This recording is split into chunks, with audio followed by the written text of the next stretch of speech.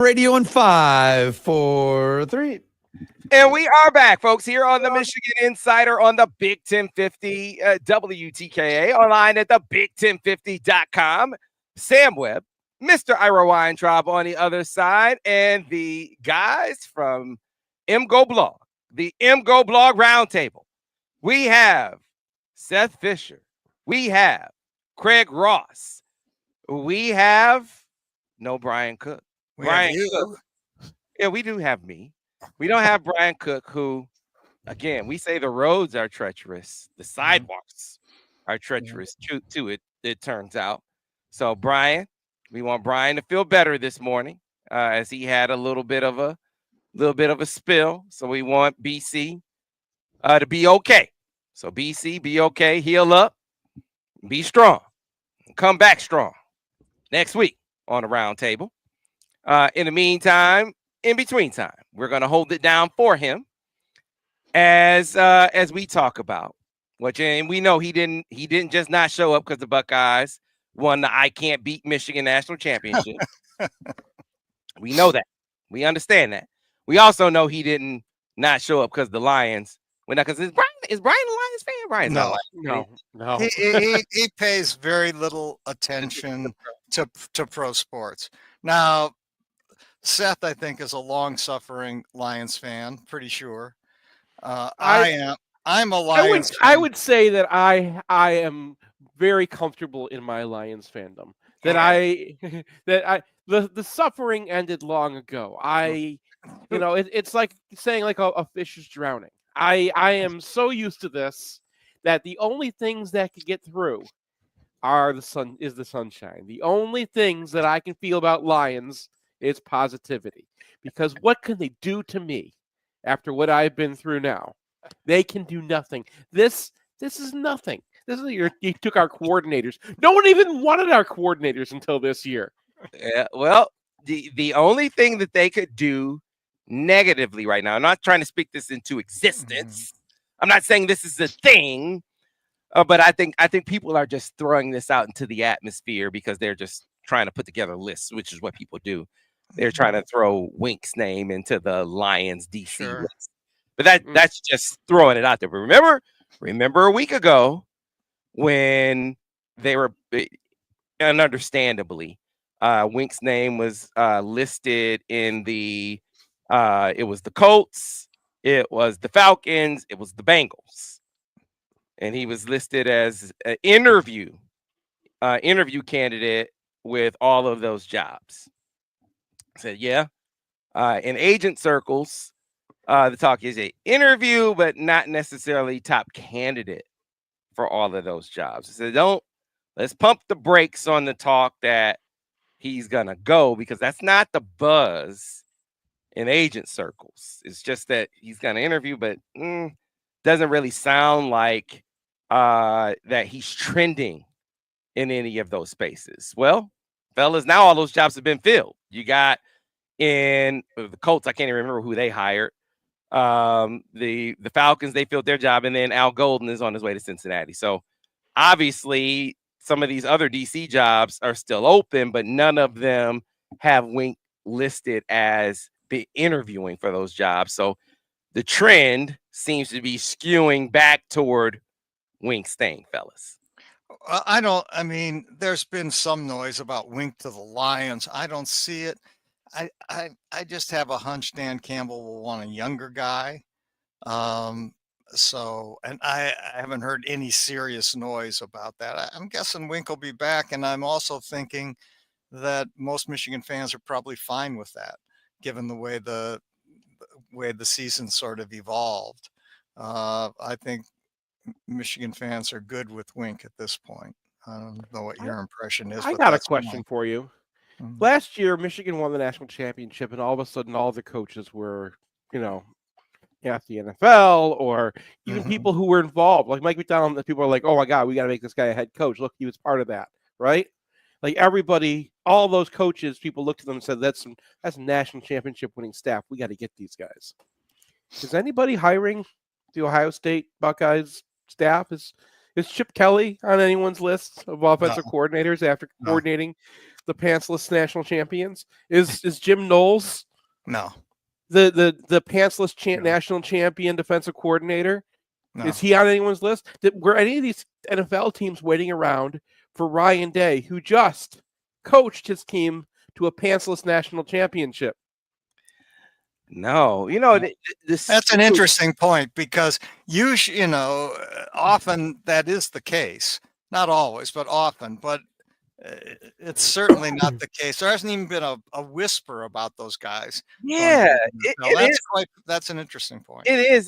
The skew, generally speaking, tends to be younger. I know Golden is an exception to that rule, but Golden has a connection to Zach Taylor. He was the linebackers coach with Cincinnati before he went back to Notre Dame to be the DC. So he's going back to Cincinnati now to be the DC to try to reclaim some of that defensive success. Now, is he going to go back? Is Golden going to go back and get some of the defensive players that like DJ Reader, which we hope he doesn't? Is he going to go back and get some of the players that help some of that defensive success? We'll see. But to your point, yeah, it is kind of conspicuous that none of those elements are being grabbed. I wonder if that's more a reflection, though, of maybe those guys being older, as opposed to like it's the trend being grabbing some of the younger guys. That those guys seem to be more readily grabbed. There are exceptions. There's Golden, there's Todd Monken a couple years ago with the Ravens, them grabbing him from Georgia. But the skew tends to be, hey, if it's a young hot guy, they're going to grab that guy quick, fast, and in a hurry to bring him up and seeing what he can do at the pro level. Yeah, maybe that's what's holding back Wink as well. But we're gonna. It was interesting to me that just none of those names. Maybe Brian Hartline gets thrown around, but he's already turned down other jobs before. So has Brian Hartline? That's an interesting one. Now, has he been hot in the pros? I think some pro teams came and asked if he wants to be the wide receiver coach, but he can be, he can be a head coach in college right now. So I think that's probably his next step. See, because here's the thing. What I can gather for pro position coaches is I don't know that pro position coaches typically except for what Jim was doing. See, Jim came and got those dudes and just paid them out the wazoo, which was he went bonkers with what he paid those guys. But generally speaking, they just don't. That was abnormal what he was paying those guys. Like they just don't like the pay scale. Is if you're going pro to get away from recruiting. You're going pro to get away from. You're going pro to get away from the lifestyle, but it's not for pay. That's you're getting paid now in college. It used to be you go on pro to get paid, but that's not. Yeah, I mean it's changed so fast. I haven't even thought. I can't even think about it. I mean, also, you have to remember all those guys lost to Michigan, so what? So it's like Jim Knowles, the 2022 game stink is not off of him, right? Chip Kelly, if you're gonna look at him, they put up 10 points. He put up 10 points against Michigan. Yeah, so that was the question. That's really what I was wondering is how much is that Michigan loss helping the Buckeyes keep their staff together after their national championship? Because if they did everything they were supposed to do, well, business is finished, right? So here what I think you want to do if you're Sharon Moore and you want to be cultivating your staff in a way where you're growing up, because you hadn't grown.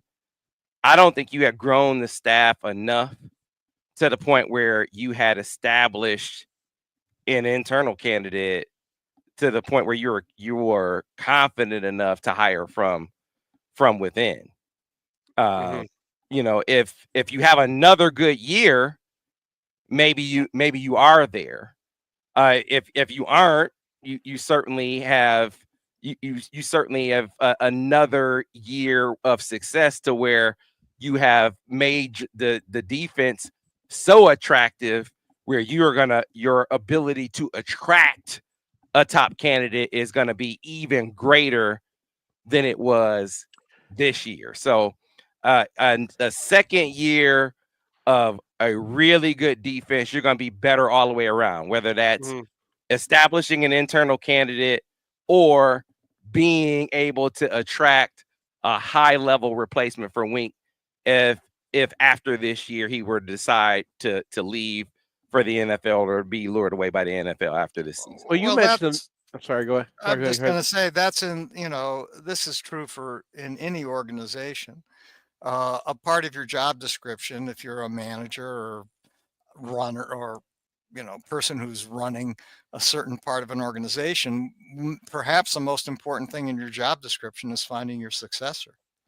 And so that's definitely in Wink's job description is, okay, who replaces me when I leave here, so that I know the house is in good hands. So I suspect he knows that. That's no secret. I mean, I've been in that position, and anyone in that position feels that sort of very profoundly. You care about where you're at, and you want to make sure that when you leave, it's still working okay. So yeah, I suspect that's his high on his priority list in the coming year. Well, I'm sorry, Sam brought up a name, when it looked like it, Doug Mallory. And Mallory is someone who has been on staff. Internally, I've been told before that he was the guy who came up with a lot of the game plans, including the game plans for Ohio State in 21, 22, and 23, right? Like that was his job to go work on that. Former player from Michigan, a Mallory, right? Anyone who knows coaching in the Midwest knows the whole family is not on the Harbaugh level, but one of those families. And he's an old Bo guy. He's the kind of guy that if they had to turn to him, I don't think he would leave that position for a while. He's older. He was Les Miles' defensive coordinator for a long time, so that was when he was young coming up. So they can. I kind of thought that was the plan. Originally when they hired Wink, I'm like, okay, he's gonna, rejuvenate his career. He's going to have one season with Mason Graham and Kenneth Grant. We're going to make anybody look smart, and Will Johnson and everybody, right? And then they'll go to the league. He'll go back to the league because everyone will say, okay, it wasn't him, it was the Giants, which you could see that was true. The Giants are 28th in DVOA this year, and they were 28th in DVOA last year. They're the same team they were with him. It's without him. So it wasn't him for the Giants. And I thought that was the plan. And then, they could go get Doug Mallory, who is the internal candidate that Sam mentioned that they grew, right? That's somebody, he knows the system. He's worked in the system. He's at the Ravens right now, so he's still in the system. And that'd be a guy who would probably stay at Michigan until his retirement if he got that job. Yeah, I think Doug Mallory would have been a top candidate. I'm not saying that he would have been the guy, but I think Doug Mallory would have been. Let's say that something happens with Wink. You never want to say that things are definite until all the jobs are filled, right? I mean, some NFL team, who knows what's going to happen in Jacksonville, for instance. Now that they fired Trent Baalke. Jim's like, I they can hire any. I hate that because now they could get anybody, right? Like what was holding. Anytime a Jacksonville opening came up, I was like, no one's going to go work for Baalke. Yeah, Jim was like, I told you that guy was full of crap. Anyway, I think that Doug Mallory, to your point, would have been number because what I heard to your point was in the national championship game, he was the guy, all those coverage variations that you hear the Buckeyes, they were like, man, we don't know what they were in. Like, what is that? And like in the national championship game, we didn't know what coverages they were throwing at us. That was Doug Mallory. Yeah. For everyone that inside the program. Now I can't say I can't sit here and tell you that he came up with every coverage variation. I don't have the knowledge to tell you that he was responsible for every single one. But a lot of it, I can say based on the people I talked to, he was responsible for a lot of that. And he was responsible for a lot of recruiting under Les Miles. So it's not like there's a lot of things to like about Mallory. And I talked to some of the old guys who played with him, so they have strong biases, but they were talking him up in 21 as somebody that Michigan really, relies upon.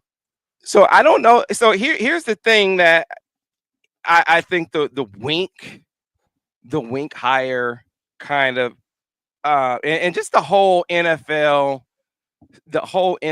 coach hiring kind of exposed them to under Jim. This is kind of having Mike McDonald and Jesse in. I think what it alerted them to, as far as recruiting is concerned, is those guys and what they are as recruiters. There's a certain amount you got to compensate for. And so you got to be prepared for that. And so I think Sharon, to his credit, has been way more prepared for that with Wink. To that point, Wink's not on the road right now. You got Sean McGee on the road and one of the recruiting staff. Now, what Sharon is doing to compensate for it, like the dude, Sharon's everywhere. Like you see him recruiting like he's an assistant, like he's doing like 5 schools in a day. Like he's recruiting like assistants recruit. But he's young enough as a head coach to be able to do that, right? You don't have a lot of head coaches don't recruit like that. But if you're a head coach who's 38, you can. So you got to compensate for that as a head coach. Well, I think if you're Sharon and you grab a Doug Mallory, I think you can tell him, because the reputation. I know what you said under Les Miles. What a lot of people who criticized that, or at least on our board, they were saying, "Oh, what is he as a recruiter?" I think what Sharon is thinking is, "Hey, I just look at what I'm doing with Wink. I don't even have Wink on the road recruiting right now. Yeah. I can handle that. Yeah, I can handle that. I can compensate for that." And I also think what a Doug Mallory hire would do is it would allow you to maybe elevate one of the guys who is currently on staff as a co. I think that's another part of the thinking. I'm not saying that Doug would have definitely been the guy, because I also think you got to do your due diligence to see who else is out there. But it allows you to look at one of these other guys as, maybe I'm going to elevate one of these other guys as a co-coordinator, because maybe Wink or whoever else is going to try to come pluck some of your staff, because you got to be on guard for that too. Because that's the other reality, is who's going to try to hire some of your guys if Wink were to go. That's the other. You can't tell me this. At the moment, there's no reason to believe really that Wink is going, though, right? Correct. I mean, my expectation is he's going to be here. Correct. At least for the moment. Now, I don't know. So this feels like a somewhat pure concern, at least right now. But I agree that there's a legitimacy to this in the long term or in the midterm. But in the short term, I think Wink's our DC, and I'm happy with it. And I think most fans are probably happy with it right now. Yeah, it's an interesting exercise in the thinking about how coaches kind of maneuver this hiring cycle, and what you're going to do if you got to move this coach or that coach moves along. You got to be thinking a couple steps ahead as far as these things go.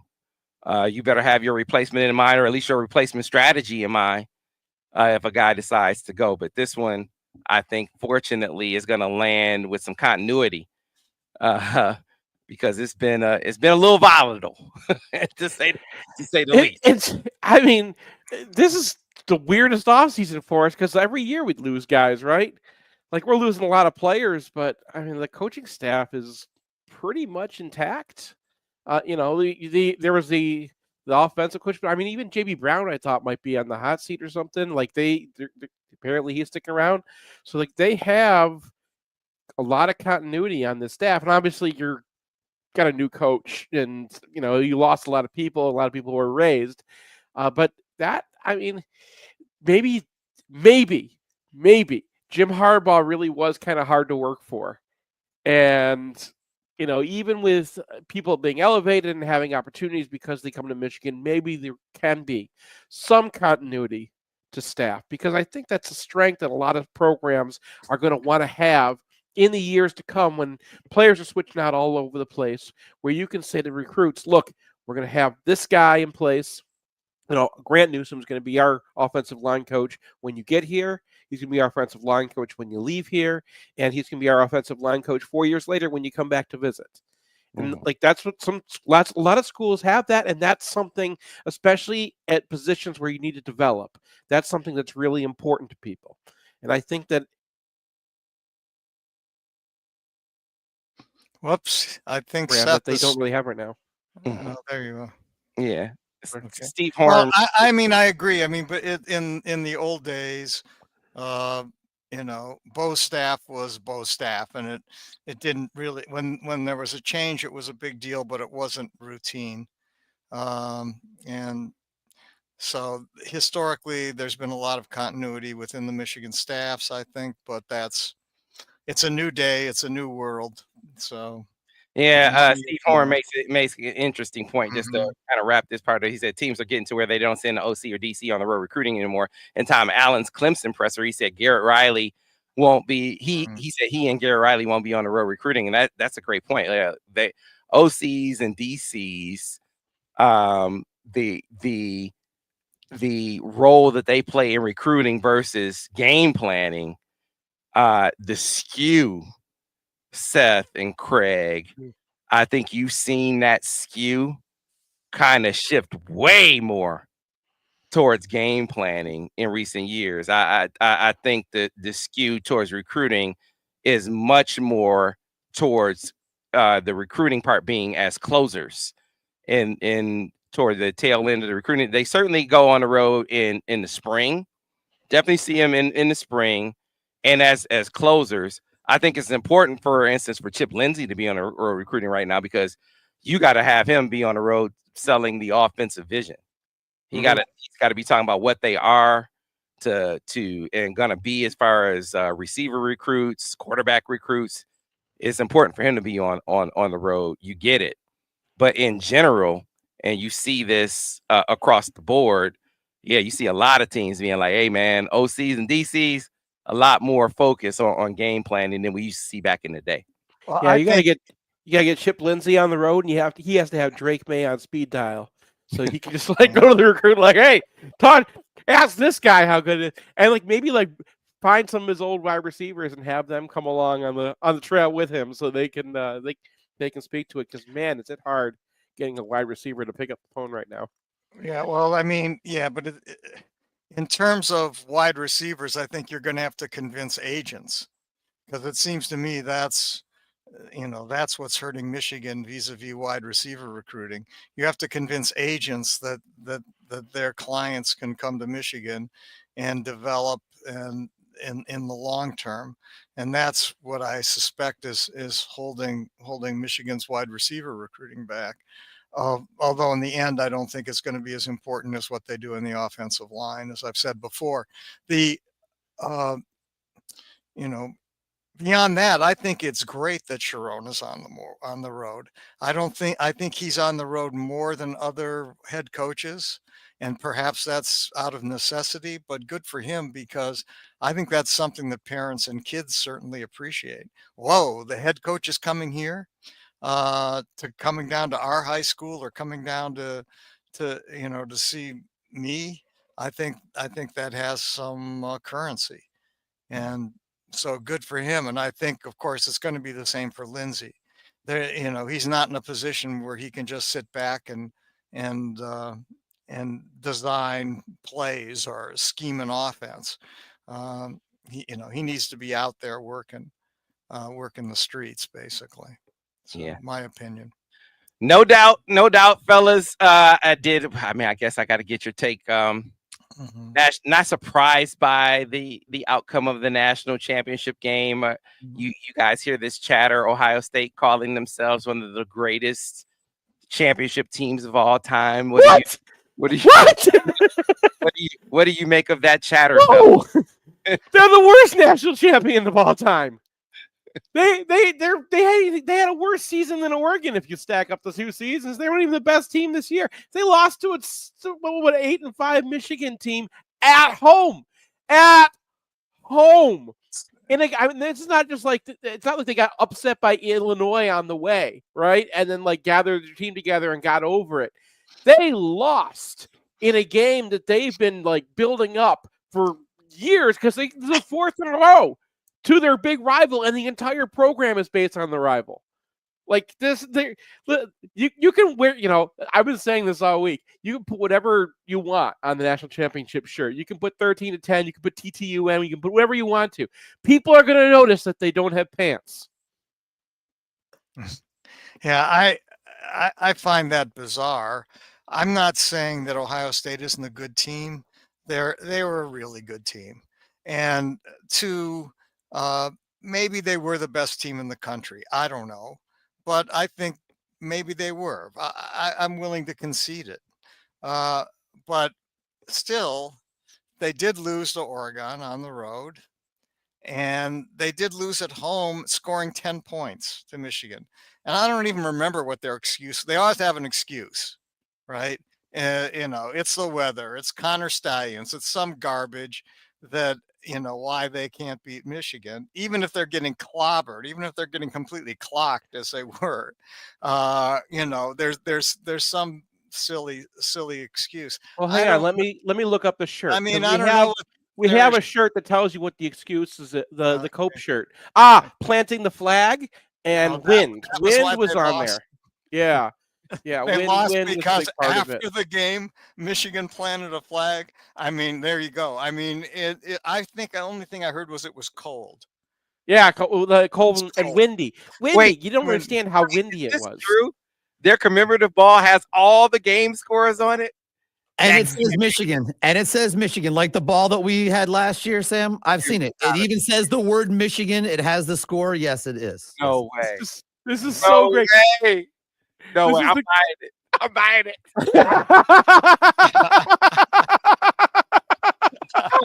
I'm buying the ball. I'll buy that ball. I love this. I mean, this is the greatest proliferation of 13-10 merch ever. Could you imagine designing a season? Could you imagine designing a football season where both Michigan and Ohio State fans are happy at the end of the year? This is when you want to talk about how stupid this playoff is. Everyone loves the 12-team playoff now because they're like, oh, we got these great games. No, Ohio State and Michigan are both happy at the end of the year. You failed. Yeah, the games were terrible, most of them. Well, I mean, there was maybe one good game in the lot. I mean, they were not good games. There's no more of a national championship, a true national championship now than there was with the, talking national championship for most of the time college football has existed.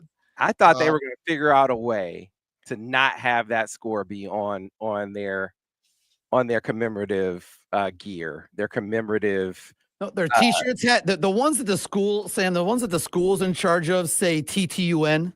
The ones at the school, but the Nico Sports one that you and we promoted last year for Michigan, it says Michigan. There you go. There you go, Nico Sports. There you go. Permanent.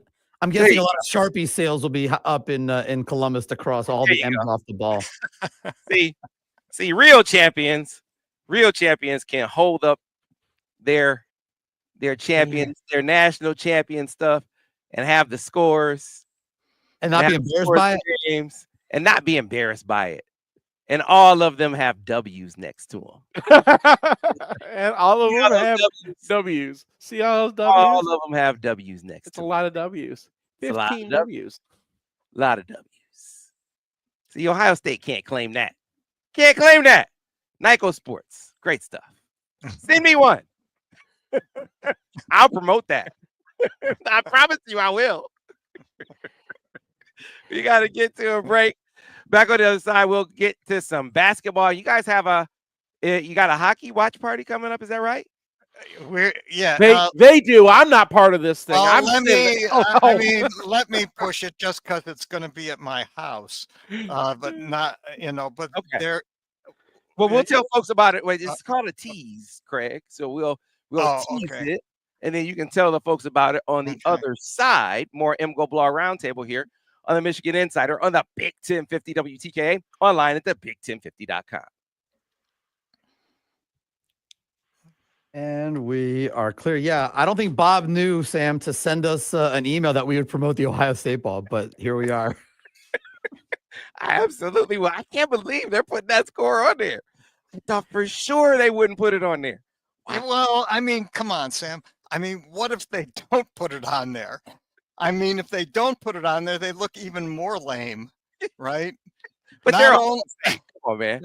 I would expect that from Ohio State, though. To not put it on? To not put it on there. Yeah, I know. Because that's what they're like. It's like those games, we'll just cross them out. We'll get our magic marker and cross them out.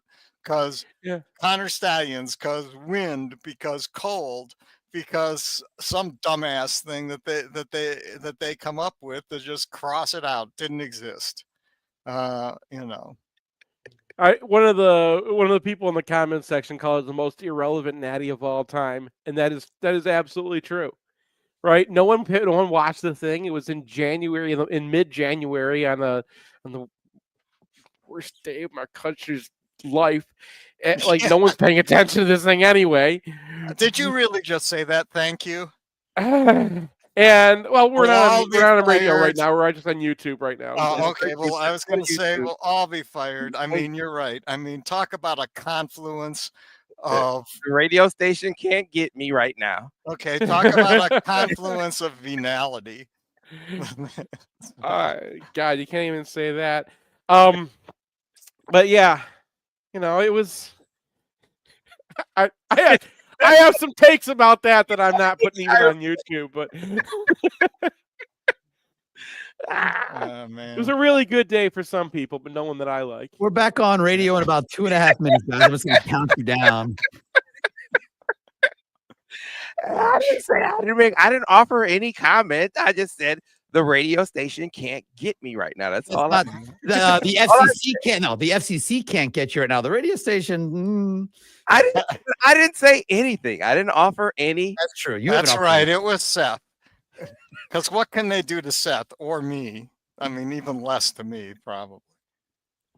They can fire me and put me in some foxhole. Your pay will be docked, guys. My pay will be docked, and they'll put me in a foxhole with Rich Reddy. That would be entertaining. That's a treat. About 90 seconds till we're back. A little over 90 seconds. All right, let me get the what do you call it? Right forward up. What are you guys thinking? We'll get this Purdue game. Talk Purdue coming up. You guys notice we have a Buckeye in the chat? We do? Well, there are some good Buckeyes. I didn't say he was a good Buckeye. I just said he was a Buckeye. OSU beat 14. But guess who wouldn't? Ohio State.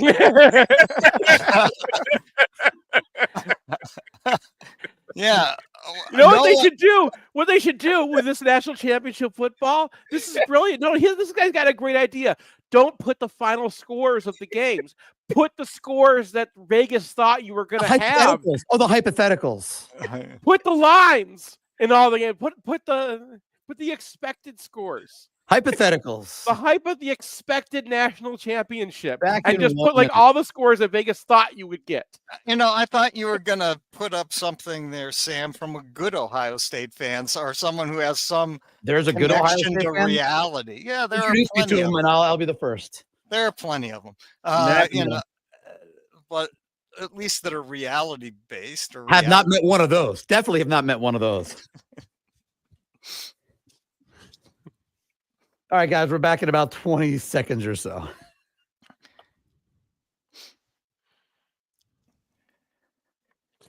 One of my comments was too tough for even YouTube, so I just texted it to you, Ira.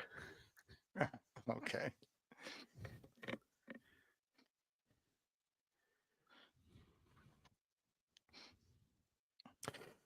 Oh man, the pantsless champions. I still can't get over these guys. It's like I didn't want them to win the national championship, but if Ohio State's gonna win a national championship, let it be a year they lost to a bad Michigan team. It's just so delightful. Well, you know, the thing is, I didn't All right, know. guys, stand by. Coming back on radio in 5, 4, 3. And we are back, folks, here on the Michigan Insider on the Big 1050 WTKA, online at the Big1050.com. Before we get back to the MGoBlog Roundtable, folks, if you are in the market for a new vehicle, you should get on board with Brighton Ford. If you do, go to BrightonFord.com. You'll get approved in minutes. Pick up your Ford, get it delivered today, and check out their great deals like the one right now on the 2024 Bronco Big Bend 4-door, $350 a month, $3,500 down, or $440 a month with $500 down. Or how about the 2024 Bronco Sport Big Bend, $211 a month with $3,500 down, or $324 a month with $500 down. And last but not least, the 2024 Ford F-150 XLT, $266 a month with $3,500 down, or $399 a month with $500 down. For those and other great deals, get on board with Brighton Ford. We're going to BrightonFord.com. Call 1-800-NEW-FORD. Make it out to the lot at 8240 West Grand River Avenue in Brighton, Michigan. There's nothing like hearing a Buckeye talk smack about, yeah, we beat teams that would beat you by 14 points. But guess who wouldn't? Ohio State. Ohio State wouldn't. And we know this for a fact because Ohio State didn't this year. Ohio State did last year. Ohio State did the year before. Ohio State did the year before that. I'm telling you, fellas, hearing this team talk smack about something they can't do is hilarious to me, which is why I want that football. Nyko Sports. We would be proud endorsers of this I Can't Beat Michigan National Championship football. Please send us some additions. We will proudly sell or hawk that football to Buckeye fans everywhere. We would be proud endorsers if you send us some of those, please. So anyway, fellas, lots to get to. Craig, I promised you that you got a watch party coming up before we start. Yeah. Well, first, as long as Brian isn't here, on Friday night, last Friday night, I was walking home from the hockey game, and with my wife, and this guy comes around the corner, and it's dark there on what the locals call Baja Burns Park or Lower Burns Park, and where I live, comes around the corner and almost runs us down in his car. And who is it? It's Brian Cook. And he puts his head out the window and apologizes, and I say, it's fine. And on your podcast, Seth, last Sunday, I think David suggested that, well, Brian just doesn't like boomers. And I think you said that I'm not a boomer, thanks, that I was born in 1620, which makes me well before boomers. However, I have been partying like it's 1699 ever since. But it's wrong. I mean, it has nothing to do with that. Brian tried to run me down or thought about it because he's still pissed off about my Tom Bombadil comments. He's defensive of Tom Bombadil and decided that was a good enough reason to take a shot at us in his car. If you're on YouTube right now, there's a great YouTube by Lindsay Ellis who talks all about this stuff.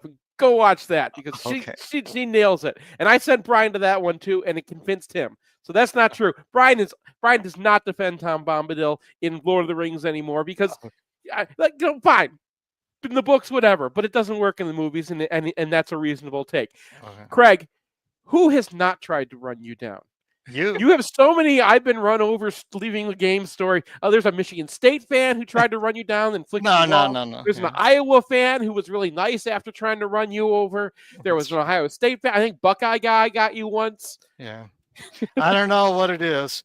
But in any event, Brian hopefully will, play in pain on Friday night because we have a dual watch along scheduled. We have a watch along scheduled in the Garage Mahal in my house with a couple of screens, and because the games are the same time. I think Michigan football and Michigan hockey are being played at the same time, both on the road. And so I think Brian and David and Alex Drain are going to sit and do a watch along. I don't get it. I don't understand watch alongs. But some people seem to like them, and Brian can be very funny. And so hopefully some people will tune into that. How do they get to that? They Well, tune guys, in yeah, it'll be on our front Okay. page, and we'll put it on Front our page. YouTube channel, and Yeah. there will be no advertising on it because I can't get a single sponsor interested in this thing. That tells you, yeah, perhaps something about it. So enjoy your ad-free content on the front page of MGoBlog or on YouTube Yeah, on it's Friday a night. big money maker for your blog. As they try to talk about a basketball game and a hockey game at the same time. Yeah, I'm waiting to see what this looks like. People, I mean, sometimes it actually kind of evolves into an accidental podcast, and people like it. So yeah. Anyway, so that's a big one at MGoBlog. So yeah, well, we'll get the, Michigan basketball. They Yeah. got back on a winning track against a Northwestern team that was game. Which listen, I respect Northwestern's game more than I respect Chris Collins. Does that make sense? Does that make sense? Well, but here's the thing. You may have not noticed, but last night Northwestern beat Indiana, and they beat them on defense because Chris Collins. I don't know. I don't like Chris Collins either. I find him offensive. I mean, he's a dookie to the core, and you know, he won't get off the court. He was like the sixth guy on the Northwestern team standing on the court the whole game, and I find that very irritating, whether it's him or Izzo or anybody else. And so, but he knows how to coach defense for sure. They demolished the Indiana ball screens last night. They gave us a hard time on our ball screens, although late in the game, I thought Dusty made a nice adjustment, getting away from the 4-5, and Michigan beat them on some 1-5 ball screens that they seemed not, for some reason, not quite ready for. They have 4 really good offensive players on that Northwestern team. They are a top 50 team on Ken Palm. So I don't want to badmouth that team because that's a pretty good basketball team, and way underrated just because you say Northwestern. Well, you assume they can't be any good. Well, they are good, particularly on defense, but they do have some offensive players, and they're going to continue to win some games this year. What's more frustrating to me was the Minnesota game. I'd watched Minnesota play a few times this year, and Dawson Garcia is like a character out of the Cabinet of Dr. Caligari, the old German abstract expressionist film, where they've got this somnambulist in the film. I mean, the guy is sleepwalking through the earlier games I watched him play. Wouldn't get within 100 feet of the basket because who knows, he might have to, play physically. And then all of a sudden he comes out against Michigan, and whoa, this is the guy I thought they were going to have coming into the season. And he played very well, coupled with that, because Minnesota's not a good team, and they're not as good as, even though they won last night too, they're not as good a team as Northwestern. But Michigan, I mean, Vlad was 4 of 13 at the rim. I mean, and Vlad had been shooting it very well, comes out, shoots 4 of 13 at the rim. Michigan shoots, I think, 10 of 20 or 11 of 22 from 3. They can't make a shot at the rim to save their lives. I think they were 42% from the rim, and on the season, they're 61% from 2. And that was really the game, aside from the nearly half-court shot where they lost in overtime. I mean, those games are going to happen. Michigan played terribly. Dawson Garcia played well. And So you say, okay, I like their coach, incidentally. He seems like a legitimate human being, unlike Chris Collins. And so I don't feel too badly about it, although at the end of the season, it may be a loss that Michigan really regrets. The Northwestern game, I think by the end of the year, Northwestern will be a top 40 team. Uh, and Yeah, so I mean that won't be they that are bad. kind of what they are. Northwestern returned a lot of players. They added Jalen Leach, and that was it. Mhm. Like Nick Martinelli is what he is, right? He's a bucket, but he's not, super athletic. He's just a guy who can get a basket He's from a good anywhere. basketball player. And Barnheiser's the same kind of player, right? It's just it's icky basketball, but Yeah. as long as they can leave that truck driver at center, Nicholson, as long as he's there, right? They just leave him in the paint and they defend the outside. And then if you get past anybody, then you're dribbling right into him. And Michigan fell right into the trap. And they did this against Minnesota too. Mhm. Everyone's sitting on the roll, right? As soon as everyone, how are you going to play it? 2 7-footers in the roll game? Well, if you know it's coming, you can have a smaller guy defend and pick that pass off. And that's what they're doing. They're trying to deny Golden those entries. Now, against Minnesota, he still got it because he has that size advantage and they just missed at the rim because he had a guy on his elbow and another guy on his shoulder. And really, they have to. The reason why pick and roll works because if you tag the roller all the time, the guard is just going to shoot it, right? You're just leaving a guard on the top of the key. Like, you can't do that. And Wolf is going to have to be that kind of scorer to get them out of this. He's going to have to shoot his way out of this because this is something that teams have recognized. They know that he doesn't want to get out there and shoot, and they know that some of Michigan's players don't want to shoot. So, like, if Gale's not a great shooter from outside, but if he puts the ball on the floor and starts going to the basket, they're just going to collapse, and that's what they've been doing to him, right? And then you got to kick it out and get it around to somebody, but not everyone's a shooter. If they can get Gale shooting well, if they could get Wolf shooting well, then I think you've got something. I think Wolf probably just needs like a jumper or something. Just to, he doesn't have to shoot a 3 up there. All he needs to do is come in, pull up, and do one from the elbow. And I think he could be a good scorer. I think Wolf is going to get, here's the thing, he's going to get more good looks from 3, though. I think they're going to give him more opportunities. Yeah. So I say, man, take more 3s. To me, this would be a coaching point. Danny, shoot more 3s because you're going to get them. You're going to get some good looks. Yeah. So be ready to take more 3s because teams are going to be giving you that.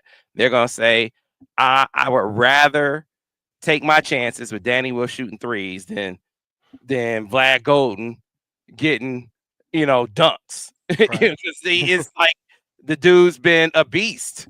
Other than the issues that he had, the issues at Minnesota notwithstanding, that's the anomaly of late, right? Every other game here in the last month and a half, Vlad Golden's been a beast. So that's the thing. You look at the amount of assists that Wolf has when Golden's on the court; it's a lot higher. Why? Because he's passing to a 7-2 guy, right? Then he throws the same exact pass to Will Cheddar, and Cheddar's like, I can't get to that thing. Right, then that's where a lot of the turnovers have been coming from. That not everybody is Vlad Golden, and Vlad has been other than a couple moments, has been a really good finisher and is a major problem for anybody trying to guard him because he's just so much bigger than they are. So here, what do you guys think of the 3s that Vlad's shooting? Now he's hitting at a high clip.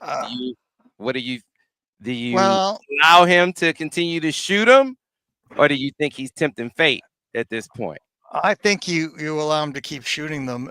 He coming into this year, I believe this is true, had not shot a 3 ever in a game. I believe that's correct. And so it's sort of a surprise, but I think right now, isn't he something like 9 of 16 or 9 of 18 from 3, something like that? Well, and the thing is, his mechanics look really good. It's not like it's an ugly 3 or it's an awkward 3 at all. He needs time. He's got to be set. But the same is true really for Namari, who's, shooting, I think, at 51% from 3. And so, yeah, I want Namari shooting any 3 where he's set. I want Vlad shooting the 3 when he's set. And because at this point, they've both proven they can hit the shot. So, In fact, I'm not sure I don't want him shooting as many or more threes than Danny. yeah, man, part of me is tempted to run more stuff for Wolf, for Namari. Mamari, yeah. To run some Nick Stauskas stuff for Namari to get him shots. But like I asked him the other day, I was like, man, did they tell you getting 5 shots in the game can never happen? And he said, no, they didn't say that. I said they should have. It's like, come on, man. Like the way you're shooting the basketball, like, dude, that can never happen. You know, so he's a great finisher. I didn't like the on-ball stuff that they were doing with him last year, so I've been happy with the Mari's usage.